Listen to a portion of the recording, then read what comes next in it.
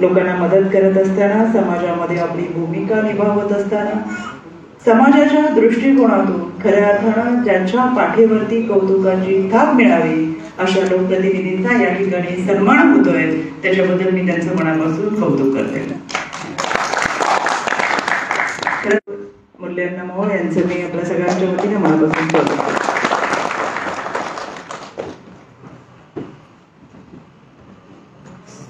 जेव्हा राजकारणाला सुरुवात केली त्यावेळी सुरुवातीला बचत गट किंवा सामाजिक कार्य या माध्यमातून सुरुवात करत असताना बचत गटाचा एखादा कार्यक्रम घेतला किंवा कोणत्याही कार्यक्रमाची बातमी असेल तर त्यावेळेस आत्तासारखं social media, Facebook live, WhatsApp हे असं काही नव्हतं. त्यावेळेस वृत्तपत्र हे फार महत्त्वाचं होतं आणि आज एखादा कार्यक्रम घेतला तर दिवसभर उत्सुकता असायची की उद्या सकाळी पेपरला बातमी आपली कशी येईल.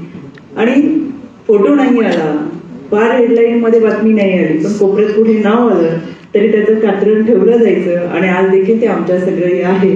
कदाचित आजचा आणि त्यावेळेचा हा बदल असेल, पण वृत्तपत्राची भूमिका महत्वाची असायची. आंदोलनाच्या माध्यमातून असेल किंवा कुठल्याही कामाच्या संदर्भात चुकीचं काम झालं तर त्याचा विरोध दर्शवत असताना केलेले काम असेल, या संदर्भात पेपरमध्ये बातमी आली की ती खात्री असायची की यामध्ये आता 2 दिवसात दुरुस्ती होईल, प्रशासकीय असेल किंवा लोकप्रतिनिधींच्या बाबत असेल. तर निश्चितपणाने ती संपूर्ण महाराष्ट्रात जातीये, समाजामध्ये जातीये. त्याच्यामुळे लोकांकडून त्याच्याबद्दल नाराजी व्यक्त होईल, निषेध होईल, आंदोलन होईल आणि म्हणून प्रशासन खडबडून जागवायचं आणि त्या गोष्टीमध्ये दुरुस्ती करून दुरुस्त झालेली गोष्ट आपल्या समोर यायची. म्हणजे वृत्तपत्राची भूमिका इतकी महत्वाची आहे. समाजाचा आरसा म्हणून ते काम करत असताना समाजामध्ये त्या पद्धतीचं निश्चितपणाने आपली भूमिका मांडत असताना, वाईट गोष्टी असतील तर त्याला दुरुस्त करत असताना आणि चांगल्या गोष्टींना निश्चितपणाने शाबासकी कौतुकाची थाप देत असताना, पुढे घेऊन येत असताना वृत्तपत्राची भूमिका ही अतिशय महत्वाची आहे. आणि ती मला असं वाटतं नवराष्ट्र आणि नवभारतने मांडलेली. मला दैनिक नवभारत हे तर गेली 90 वर्षापासून कार्यरत आहे.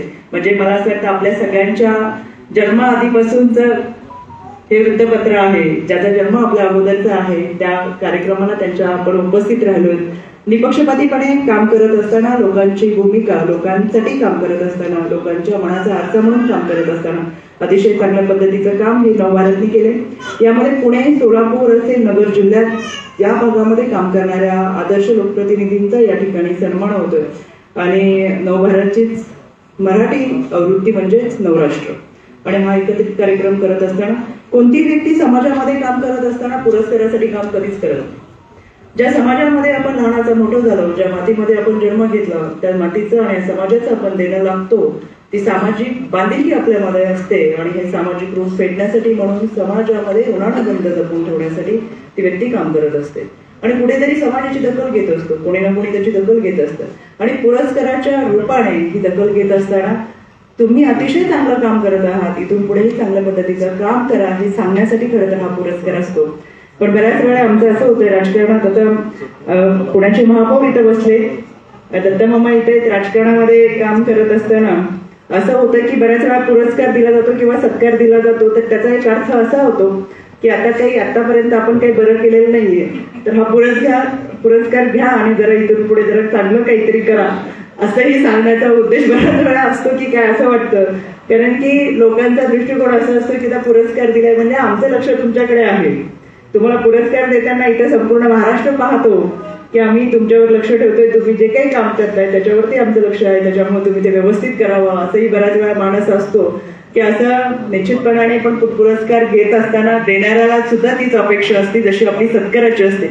मग महाराष्ट्रभर फिरताना किंवा सगळीकडे फिरताना जो सत्कार होतो त्या सत्काराच्या निमित्तानं त्यातली जरी एक गुलाबाचं फुल जरी त्या सत्काराच्या निमित्तानं असेल तरी देणाऱ्या व्यक्तीची ही भावना असते की आमचं तुमच्याकडे लक्ष आहे, तुम्ही काम व्यवस्थित करावं. असंच या वृत्तपत्राच्या माध्यमातून देखील आहे. त्याच्यामुळे आजच्या या कार्यक्रमाच्या निमित्तानं अतिशय व्यापक स्वरूपाचं नवराष्ट्र आणि नवभारतचं काम आहे. याच्यामध्ये 260 पेक्षा जास्त तालुक्यांमध्ये हे विस्तारित झालेलं आणि 2700 पत्रकार असलेलं जवळजवळ 11 लाख घरामध्ये पोहोचलेलं हे वृत्तपत्र मोठ्या स्वरूपात काम करत आहे. आणि मला निश्चितपणाने आनंद वाटतोय की त्यांच्या माध्यमातून आज या ठिकाणी लोकप्रतिनिधींचा सन्मान होतोय. कोरोना कालावधीमध्ये आपण सर्वांनी पाहिलं असेल की अगदी कोणती आपल्याकडे वृत्तपत्र त्यावेळेस येण्याचं बंद झालं होतं काही कालावधीमध्ये, म्हणजे दारावरती येणारा पेपर सुद्धा आपण बंद केला होता. पण अशा कालावधीमध्ये खरी भूमिका निभवली असेल कोणी तर आशा वर्कर, अंगणवाडी सेविका, प्रशासकीय अधिकारी, पोलीस, डॉक्टर, त्यांचा स्टाफ आणि पत्रकार. ज्याच्या अडचणी येतील त्या व्हॉट्सअपच्या माध्यमातून एकमेकांना सांगत त्यांचे ग्रुप केले गेले. कोणी अडचणीत असेल, फार मोठी समस्या असेल तर ती सोडवण्यासाठी आपण मदत केली पाहिजे यासाठी पुढे याच प्रतिनिधींनी त्या ठिकाणी आपल्याला मदत केली. म्हणून मला असं वाटतं वृत्तपत्राने जरी आज लोकप्रतिनिधींचा सन्मान ठेवला असेल तरी सर्व लोकप्रतिनिधींच्या वतीने वृत्तपत्रांचा आधी सत्कार केला पाहिजे. इतकं चांगलं काम त्यांनी या समाजामध्ये केलं. संकल्प आणि सिद्धी यामधील जरी प्रामाणिकपणे काम करणाऱ्या माणसाला सहज पार करता येईल. सिद्धीत गेलेली कामं ही संकल्पित कामांना आव्हान करतात आणि हे आव्हान पेलण्याची ताकद त्याच वेळी असते ज्यावेळेस आपल्याबरोबर जनाधार असतो.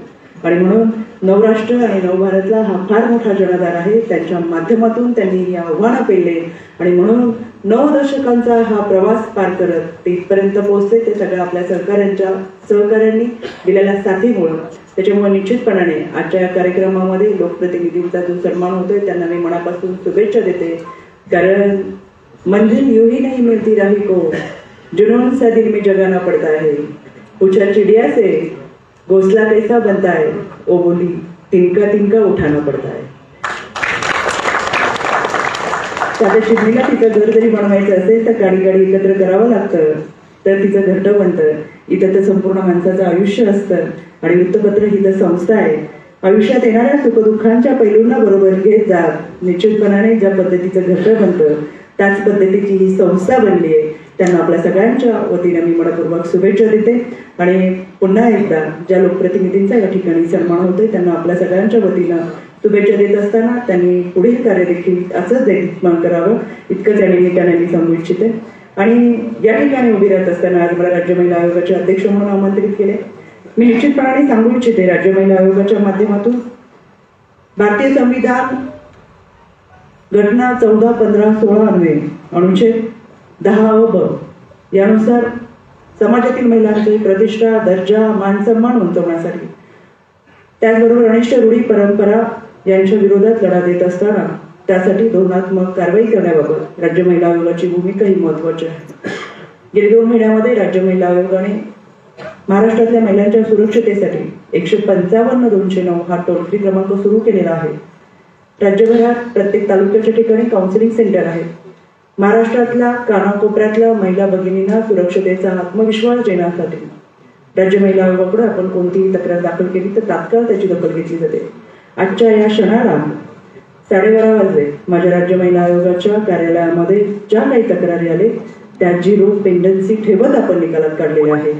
त्याच्यामुळे कोणत्याही तक्रारी आल्यानंतर तात्काळ निकालात काढत महिला भगिनींना न्याय देण्याची भूमिका ही राज्य महिला आयोग करते. आजपर्यंत कधीही झालं नव्हतं असं काम राज्य महिला आयोगाच्या माध्यमातून होतं. ते म्हणजे माझी जर एखादी गडचिरोलीच्या अहिरी भागातली महिला भगिनी असेल, ग्रामीण भागातल्या वाड्या वस्त्यांवरची असेल किंवा आदिवासी पाड्यांवरची असेल, ती माझ्या आयोगाच्या म्हणजे बांद्राच्या ऑफिसमध्ये पोहोचू शकत नाही, येऊ शकत नाही. पण आयोगाची अध्यक्ष म्हणून मी त्यांच्यापर्यंत जाऊ शकते.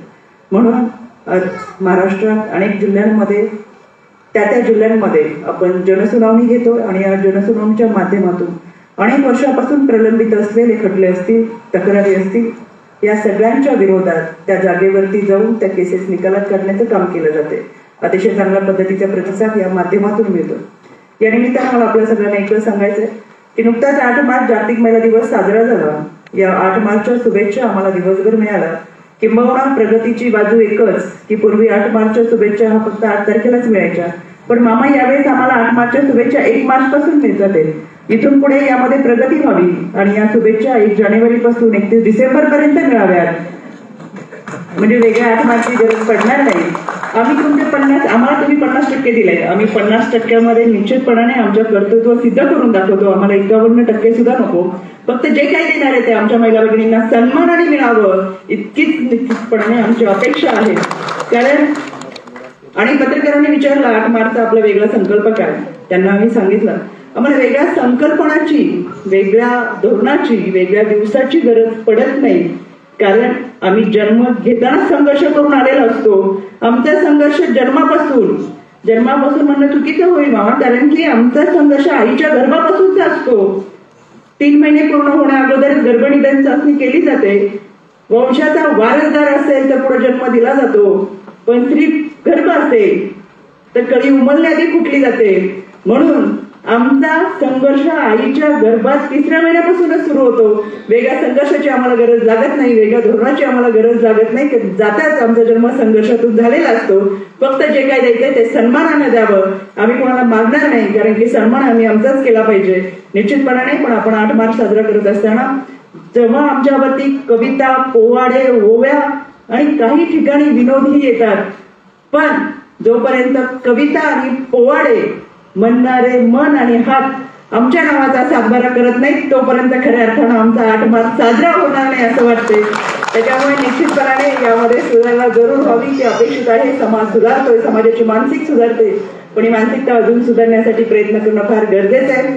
आणि यावेळेची अजून एक गोष्ट म्हणजे आमचे 8 मार्च जे साजरे झाले, महापौरांचं एक म्हणणं आहे, ठीक आहे 50% तर 100%, पण 50% महिलांवर आमच्या 50% पुरुषावर पण थोडं लक्ष ठेवा.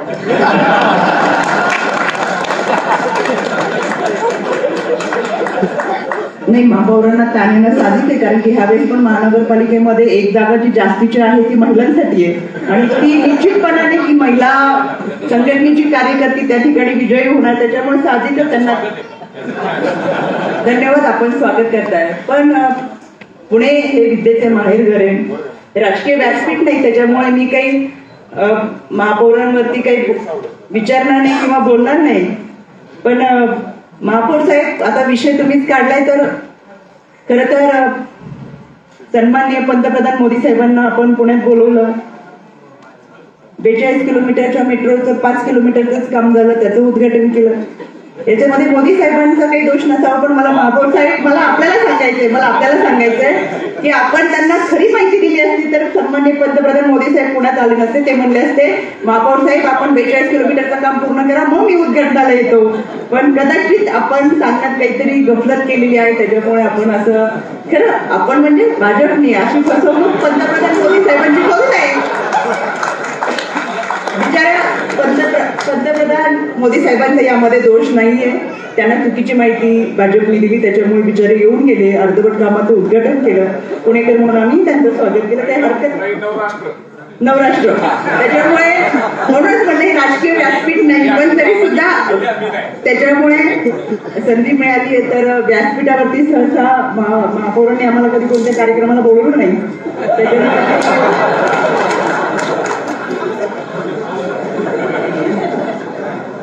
त्याच्यामुळे आणि पुणेकर असून खरं तर मामा राजकारण बाजूला ठेवून राज्य महिला आयोगाचे अध्यक्ष पुणेकर महिला झाली आहे, तर त्यांनी महापौरांनी त्यांचं म्हणणं केंद्रात गेल्यानंतर नोंद घेईल. त्यापर्यंत आम्ही निश्चितपणाने वाटतो पुणेकरांच्या शुभेच्छा असतील तर स्वप्न साकार होतील, काहीच हरकत नाही. खरं तर हा एक गमतीचा भाग होता, यामध्ये राजकारण असं कुठलंही नाहीये. आजच्या या कार्यक्रमाच्या निमित्तानं पुन्हा एकदा मी लोकप्रतिनिधींना मनापासून शुभेच्छा देते आणि आगळ्या वेगळ्या कार्यक्रमाला आपल्या सगळ्यांशी संवाद साधण्याची संधी मिळाली त्याबद्दल नवराष्ट्र आणि नवभारत यांना मी मनापासून धन्यवाद देते आणि थांबते. जय हिंद, जय महाराष्ट्र.